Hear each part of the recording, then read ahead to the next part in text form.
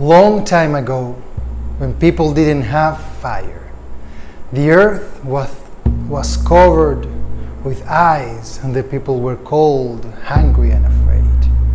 But one day, a thunderbird struck one of its thunders to a big old tree in the forest. The people in the village looked afraid at the event. But one young boy, a brave young boy, went to the forest and found the tree. It was already burned and turned into ashes. And suddenly he heard a whisper that said, "Feed me, feed me." He looked around to see who was calling him, but didn't find anyone, but he kept hearing, "Feed me, feed me." So he finally saw an ember with its reddish and orange color. And the young boy asked, "But how do I feed you? What do I feed you with?"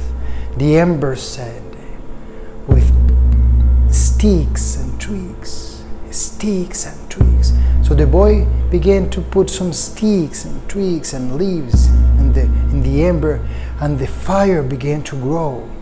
As the fire began to grow, its voice became louder, saying, "Feed me, feed me." And the boy kept on putting more branches, bigger pieces of wood, and the fire became much bigger, but kept saying, "Feed me, feed me."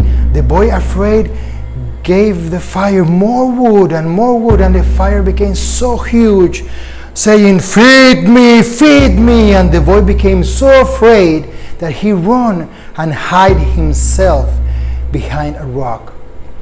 The fire kept on yelling, "Feed me, feed me." But the boy remained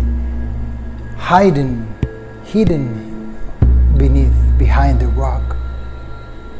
As he waited, the fire began to grow smaller and smaller. Its voice smaller and smaller, feed me, until it became an ember again. The boy approached and saw that this could be of benefit for his people. So he took some leaves, he put cold ashes and put the ember, and then cover it with more cold ashes and leaves, so he could bring the fire to its people without hurting his hands.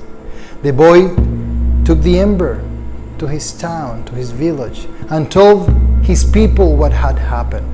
So they learned the lesson of the greed of the fire. The people, having learned the lesson from the boy, learned to feed the fire just enough so it wouldn't eat the entire village, but they could use it as light, that they could use it to warm their bodies, they could use it to cook their meals, and they could use it also to keep the wild beasts off their land. So that was the gift of Thunderbird to the people, and that was the gift of the boy to his village.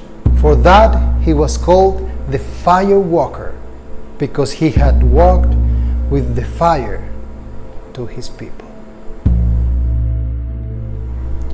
So I invite you to join our online Toastmasters Club to share more stories like these. We would love to hear your stories and together learn this beautiful art of storytelling.